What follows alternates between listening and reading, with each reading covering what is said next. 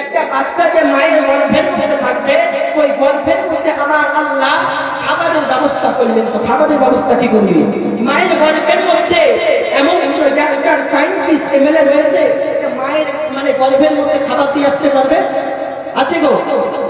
মানে মায়ের গর্ভের মধ্যে একটা বাচ্চা থাকবে, ওই বাচ্চাকে দুনিয়ার কোনো মন্ত্রী বা এমএলএ আছে, ওই বাচ্চাকে খাবার পৌঁছাবে? আমার আল্লাহ কত দয়াময়, আমার আল্লাহ সেই মায়ের গর্ভের মধ্যে খাবার দিয়ে, আমার আল্লাহ সেই মায়ের গর্ভের মধ্যে খাবারের ব্যবস্থা করে দিলেন। খাবার কি? খাবারের ব্যবস্থা করলেন যখন মায়ের গর্ভে যখন সন্তান আসে, মায়ের গর্ভে যখন বাচ্চা আসে, মায়েদের হায়েস নামক একটা জিনিস রয়েছে। সেই হায়েস যখন গর্ভের মধ্যে যখন বাচ্চা চলে আসলো, তখন হায়েস নামক জিনিসটা বন্ধ করে দিলেন। আমার আল্লাহ হায়েস নামক জিনিসটা বন্ধ করে দিলেন।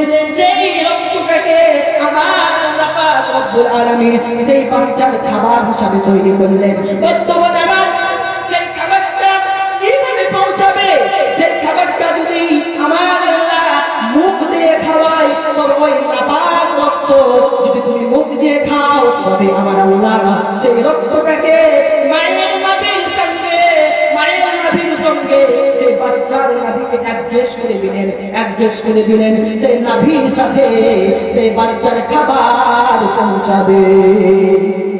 মায়ের গর্ভের মধ্যে মানে আমার আল্লাহ খাবারের যে ব্যবস্থা করলেন, রক্ত, ওই রক্ত তো নাপাক জিনিস। আমার আল্লাহ কিন্তু সেই নাপাক জিনিসটাকে মুখের মধ্যে মুখ দিয়ে যদি খাওয়ায়, আর ওই বাচ্চা দুনিয়াতে আসার পরে আল্লাহ যদি জিকির করে, নাপাক মুখ দিয়ে যদি জিকির করে, সেটা তো কখনোই সম্ভব নয়। আমার আল্লাহ সেই মায়ের নাভির সঙ্গে একজন বাচ্চার নাভিকে ইন্টেনশন করে একটা কারেন্টের তারের মতো করে দিলেন, সেই যেন খাবারটা ওই নাভি দিয়ে তাই সে বাচ্চার পেটের মধ্যে চলে যায়। আমার আল্লাহ কত দয়াময়, একবার ভেবে দেখুন। আমার আল্লাহ পাক রব্বুল আলামিন, ছেড়ে দেয় নাই রে। আমার আল্লাহ পাক রব্বুল আলামিন সেই মায়ের গর্ভে থেকে, মায়ের গর্ভে যখন 10 মাস 10 দিন যখন হয়ে গেল, কোন বর্ণনার মধ্যে পাওয়া যায় 9 মাস 10 দিন, আবার কোন বর্ণনার মধ্যে পাওয়া যায় 10 মাস 10 দিন। যখন 10 মাস 10 দিন হয়ে গেল, আমার আল্লাহ পাক রব্বুল আলামিন সেই মায়ের গর্ভে থেকে সেই বাচ্চাকে মুসাফিরের ব্যবস্থা করলেন। মানে যখন 10 মাস 10 দিন হয়ে গেল, সেই বাচ্চাকে আমার আল্লাহ পৃথিবীতে আনার জন্য একটা ব্যবস্থা করলেন। আমার আল্লাহ পাক রব্বুল আলামিন বলছেন, সুম্মা নুখরিজুকুম তিফলান, তোমাকে আমি আল্লাহ বাচ্চা আকারে, আমি ছোট বাচ্চা আকারে তোমার মায়ের গর্ভে থেকে তোমাকে আমি বের করে আনলাম। তো যে সময় বাচ্চা মায়ের গর্ভে থেকে বাচ্চা আকারে যখন পৃথিবীর দিকে আসলো, সেই সময় কি কথা বলতে পারতো? সেই সময় কথা বলতে পারতো? কথা বলতে পারতো না।